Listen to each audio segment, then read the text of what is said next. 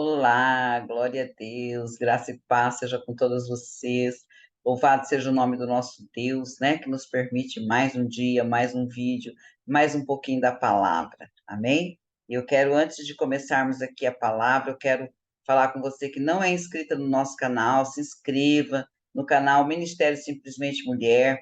Nós temos vídeos lá novos toda semana. Hoje nós temos quase 300 horas de palavra de Deus gravada. Olha que coisa boa, né? Tem um monte de temas lá voltados para nós mulheres que vão realmente nos ajudar no momento oportuno. Amém? E essa semana nós estamos falando sobre o Ministério Restaurado. Nós começamos ontem, falamos a respeito de quando Jesus estava nos finalmente concluindo seu ministério, indo já, né, para a Via Dolorosa, passando por toda aquela situação que nós sabemos que ele passou no nosso lugar, e ali ele estava já em período de conclusão do seu ministério. Mas nesse momento ainda, passando já por essa situação, sabendo tudo o que lhe aconteceria, toda a angústia que ele passaria na cruz, no meu lugar, no seu lugar, o Senhor ainda estava ali nos ensinando e restaurando o ministério, né? Mas nós lemos ontem Lucas 22, 48 ao 51, e hoje eu quero ler com você aqui João 18, 10, né? Só para nós entendermos um pouquinho melhor aquilo que nós já lemos. Então, Simão Pedro, que tinha a espada, desembanhou-a e feriu um servo do sumo sacerdote, cortando-lhe a orelha direita. E o servo se chamava Malco. Amém? Então, veja bem, naquele momento, nós sabemos que Pedro era um dos discípulos mais sanguíneos que Jesus teve, né? Um homem bravo, austero, ele já se irritava facilmente, né? E quando ele viu aquela situação ali acontecendo, Judas chegando, traindo Jesus com um beijo, os soldados romanos já se aproximando para prender Jesus, ele não esperou nem a resposta de Jesus, né? Quando perguntaram lá, que nós lemos lá em Lucas, né? Que ele foi perguntado ao Senhor Jesus, né? Senhor, feriremos a espada? Antes mesmo que Jesus respondesse, Pedro já tirou a espada e já cortou a orelha direita do servo do sumo sacerdote Caifás, né? O sumo sacerdote era Caifás. E o servo do sumo sacerdote era Malco, o nome dele. E Jesus, na mesma hora, disse: não, para com isso, não é para fazer isso. E pegou a orelha direita de Malco e já fez o milagre e colou de volta a orelha, né? Ali, amados e amadas, Jesus estava nos dando um ensinamento que o ministério daquele que anseia, ele pode ser restaurado, né? Porque esse menino, esse rapaz, esse soldado, esse servo do sumo sacerdote, chamado Malco, ele estava ali já se encaminhando também para o ministério sacerdotal, tá? Nós formos estudar um pouco mais profundamente a história de Malco, nós vamos ver que ele estava já se encaminhando para o ministério sacerdotal. E nós também sabemos que, por lei, nenhum sacerdote poderia ter defeito físico. Então, quando Pedro decepou, cortou, tirou fora a orelha direita de Malco, tá? Ali não estava Malco, não estava perdendo só a sua orelha. Malco estava ali perdendo o seu ministério. Malco estava ali perdendo o seu sonho. Malco estava ali sendo destruído ministerialmente.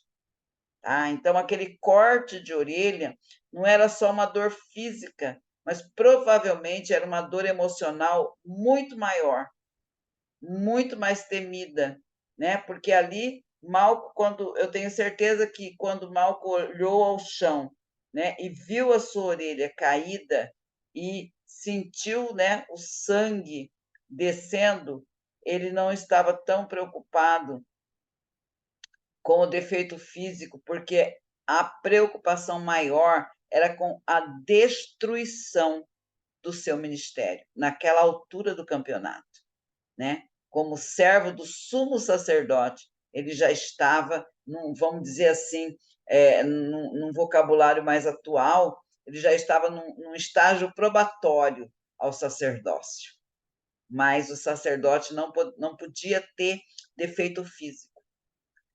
Trazendo para a história, trazendo para nós, trazendo para um contexto mais atual, né?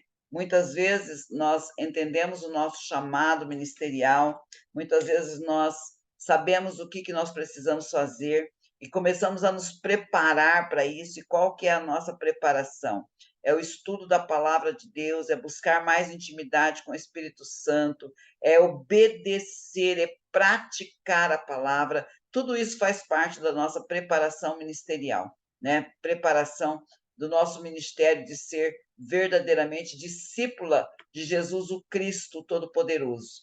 E muitas vezes, amadas, nós somos desencorajadas, né? Muitas vezes as pessoas que estão muito perto de nós nos desencorajam a seguirmos em frente, né? Começa a colocar defeito, começa a dizer, mas você não sabe, mas não é para você, mas você não pode fazer, mas você não consegue, não vai dar certo, você não terá oportunidade, né? Ou então você começa a desenvolver o seu ministério, levando a palavra através do canto, através da música, através dos instrumentos, através da pregação da palavra, através do ensinamento. Enfim, Deus dá milhares de estratégias para nós desenvolvermos o nosso ministério. E quando nós recebemos essa orientação do Espírito Santo e começamos a desenvolver o nosso ministério, começam a se levantar os impedimentos. Pessoas, muitas vezes, próximas de nós, usadas por Satanás e, muitas vezes, até com uma certa ousadia, começa a desafiar o nosso ministério.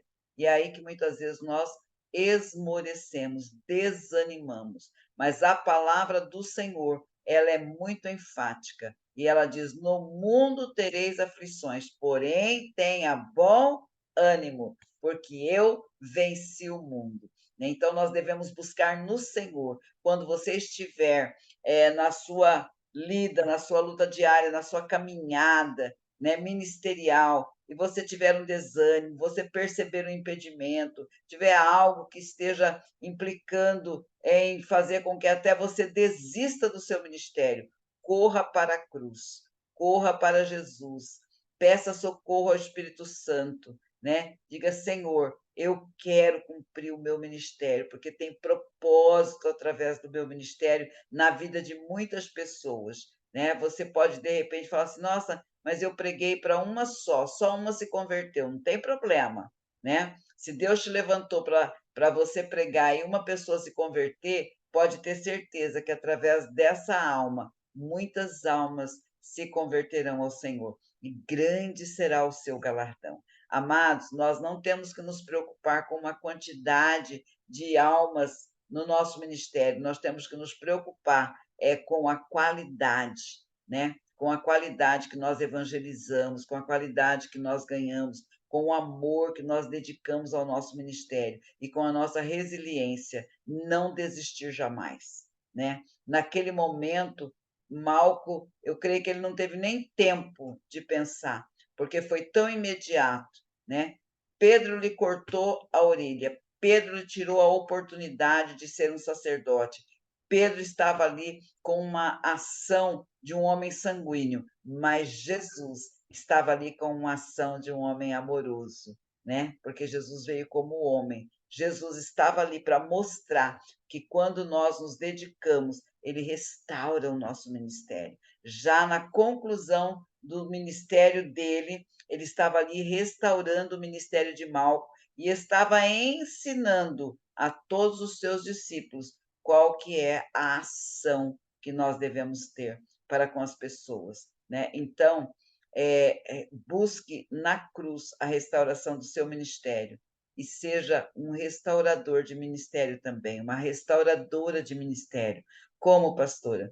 Com a sua palavra amiga, com a sua palavra de incentivo, com a sua dedicação, com o seu amor, com a sua graça, com o seu abraço, né? Quantas vezes uma pessoa está desanimada, está triste, está com seu ministério arrasado, mas com um abraço carinhoso, uma palavra de incentivo, há ali um renascimento, uma restauração ministerial, onde vidas serão salvas, serão almas serão ganhas e grande será a festa no céu por conta da sua vida. Amém, minha amada? Então, olha, seja verdadeiramente uma mulher resiliente, não desista jamais, mesmo que você encontre, e eu também encontro, dificuldades no nosso ministério, né? Dificuldades em muitas áreas, na área financeira, na área familiar, né? Muitas vezes dificuldade no tempo, dificuldade no